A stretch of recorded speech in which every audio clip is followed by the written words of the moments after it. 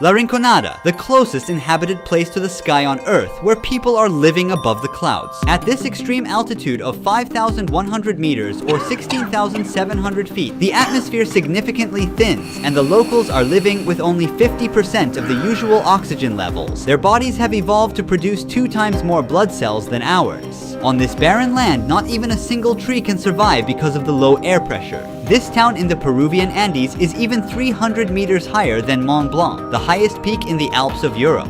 Far from the modern world, it is a place where crime and danger are always nearby. People come to these harsh lands for only one reason: gold. About 50,000 people settled here among piles of trash, all dreaming of wealth. We are on the road to explore life in the world's highest settlement. Pull over. Yeah, pull over. Careful. Give me 2, please. 2 oxygens. Yeah. Please. Climbing above 2,000 meters in a day can trigger altitude sickness for someone used to sea level, but as of now we have already doubled that elevation level. Very deep. Headache, dizziness, and nausea are the first symptoms, followed by coughing. It may cause shortness of breath. Immediate help is crucial when rapidly progressing altitude sickness leads to fluid accumulation in the lungs.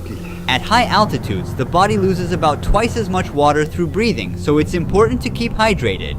Look at the elevation here, friends. So that mountain is as high as that cloud. So we're gonna go above the clouds. Don't worry about us, we're fine. We're gonna inhale these as the altitude rises. Nothing happens to people from here. They have an adaptation to this situation. Atmosphere layer gets thinner and it makes it harder to inhale the oxygen.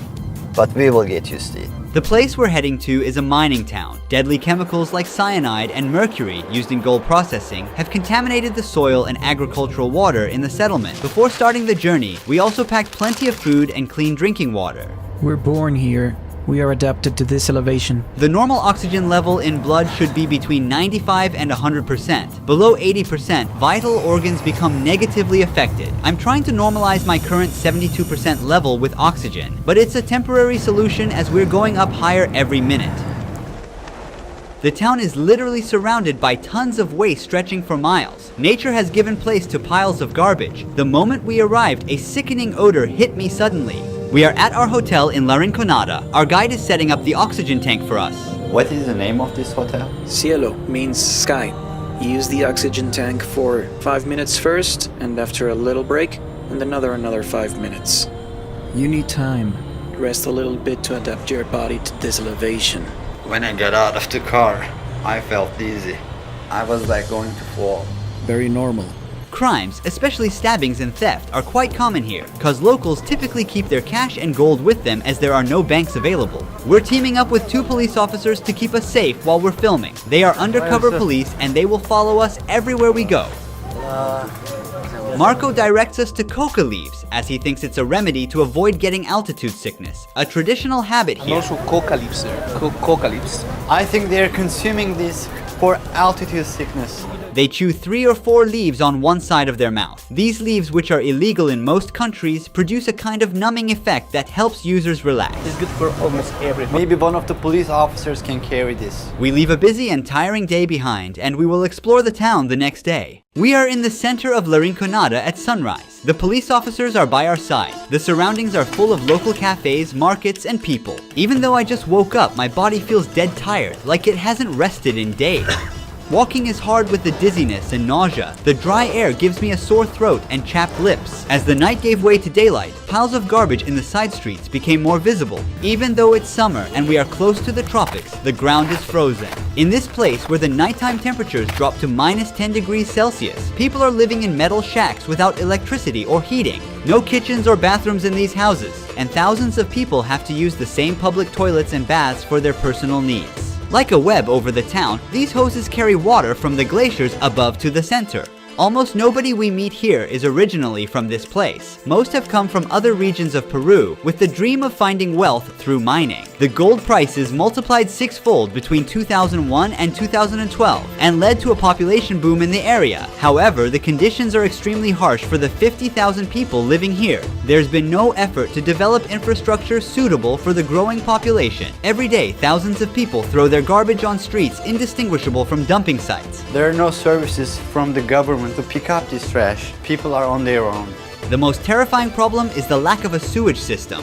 Wastewater flows openly through the streets as it is. This soccer field does not consist of real grass. It's all artificial because trees and other plants cannot survive at this altitude. The town is located around the mountain called La Bella Durmiente, meaning Sleeping Beauty. Can you see here the face and the body? It's a lady, she's sleeping here. The shape of the mountain. The town blends into the sky with its chaotic gray structures. Every morning, workers walk for kilometers uphill to reach the mines. Filled with dangerous gases, the working conditions inside these tunnels are extremely tough. La Rinconada is also called the Devil's Paradise. This is because it's a town ruled by illegal companies that control the mines. There are signs near the tunnels that order to shoot those who enter without permission. No matter the warnings, we are determined to get inside these mining tunnels. Well, we'll try to see how they work. Our friends, they said, probably we can get very close. Can you see the lady there? The lady, Yeah, she's a lady up there.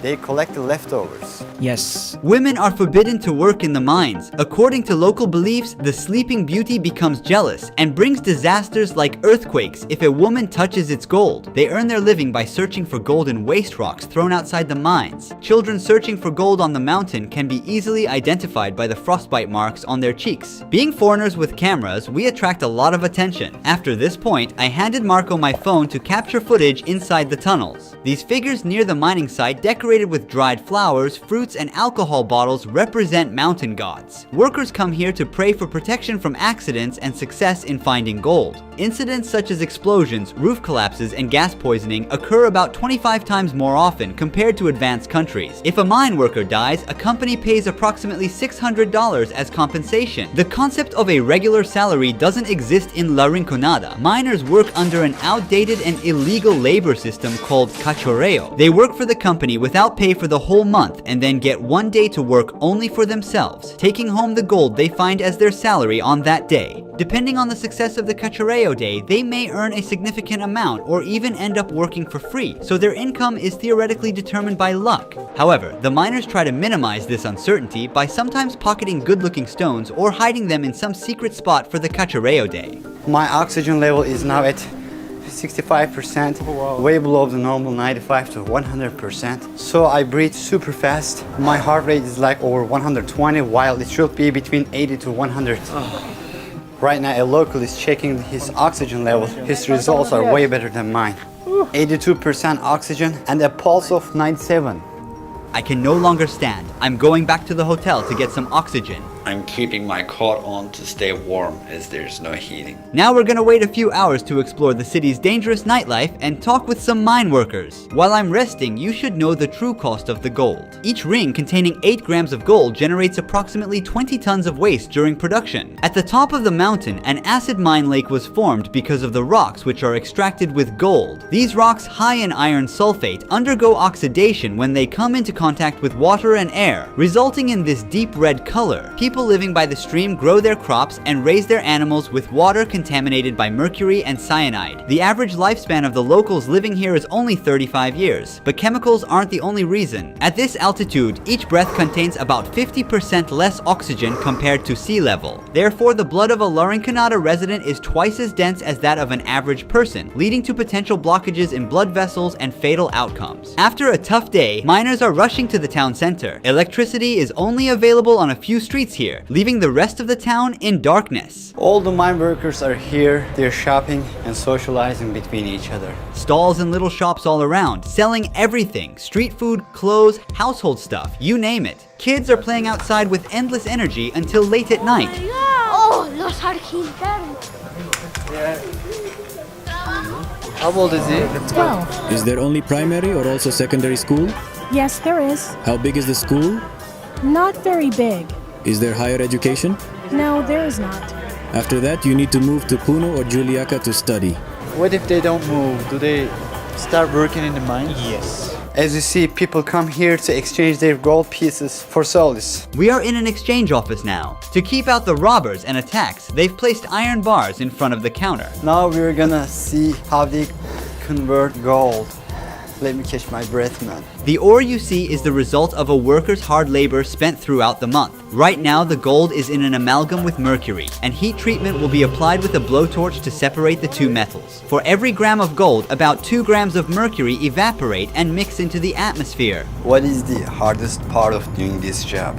Transporting the material. Because remember, there are many bad people or robbers, and it's not really safe to transport. What does she like about La Rinconada?